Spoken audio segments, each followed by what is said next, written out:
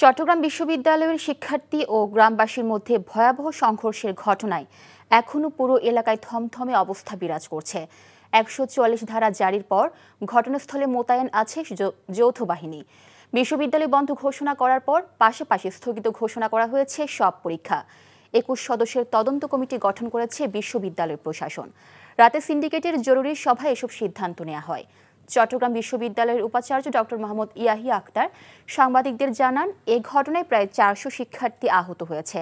এর মধ্যে একজনকে উন্নত চিকিৎসার জন্য ঢাকায় প্রেরণ করা হয়েছে। আরও ৩ জনকে নিবিড় পরিচর্যায় রাখা হয়েছে চট্টগ্রামের বেসরকারি কয়েকটি হাসপাতালে। আহতদের চিকিৎসার ব্যয়ভার চট্টগ্রাম বিশ্ববিদ্যালয় বহন করছে বলে জানান তিনি। ঘটনার সময় হাটহাজারী থানা পুলিশের কাছ থেকে কোনো সহযোগিতা পাওয়া যায়নি বলে অভিযোগ চবি প্রশাসনের। বান্ডেল থাকলে প্রতি সেনমানিতে টাকা বাঁচবে। বিকাশ সেনমানি বান্ডেল কিনে জিতুন প্রতি লেনদেনে।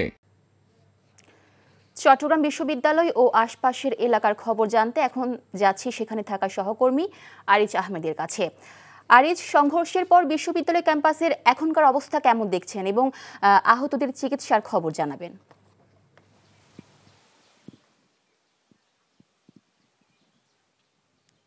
মিলি, চট্টগ্রাম বিশ্ববিদ্যালয়ে শিক্ষার্থীদের মধ্যে এক ধরনের আতঙ্ক আশঙ্কা এসব কাজ করছে। তবে চট্টগ্রাম বিশ্ববিদ্যালয়ের আজকে পরীক্ষা স্থগিত থাকা এবং ক্লাস বন্ধ রাখার কারণে শিক্ষার্থীরা তেমন একটা বের হয়নি। তবে আমি এই মুহূর্তে অবস্থান করছি চট্টগ্রামের জোবরা এলাকায়। কালকে যেখানে এই এলাকায় আসলে রণক্ষেত্রে পরিণত হয়েছিল, সংঘর্ষ হয়েছে এবং আপনি যেটা বলেছেন ৪০০ শতাধিক শিক্ষার্থী আহত হয়েছেন। এর মধ্যে শিক্ষার্থীরা ইতিমধ্যে চট্টগ্রাম মেডিকেল কলেজ হাসপাতাল সহ চট্টগ্রামের যে বেসরকারি হাসপাতালগুলো আছে সেখানে ১৪৪ জন শিক্ষার্থী সেখানে চিকিৎসা নিচ্ছে।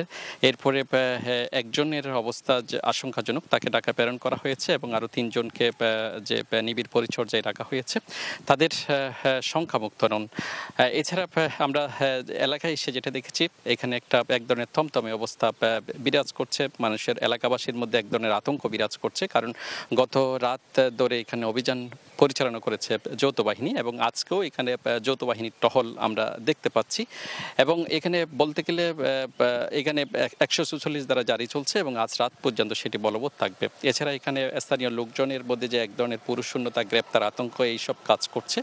তবে যে সাধারণ মানুষ, তারা যারা কর্মজীবী মানুষ, তারা তাদের দূরে সরে গিয়ে নিরাপদ আশ্রয় থেকে তারা বিভিন্ন কাজ করছেন, এমনটিও আমরা দেখছি। মিলিয়েই ছিল এখানকার সর্বশেষ অবস্থা। দর্শক, এতক্ষণ জানছিলাম চট্টগ্রাম বিশ্ববিদ্যালয় ও আশপাশের এলাকার খবর।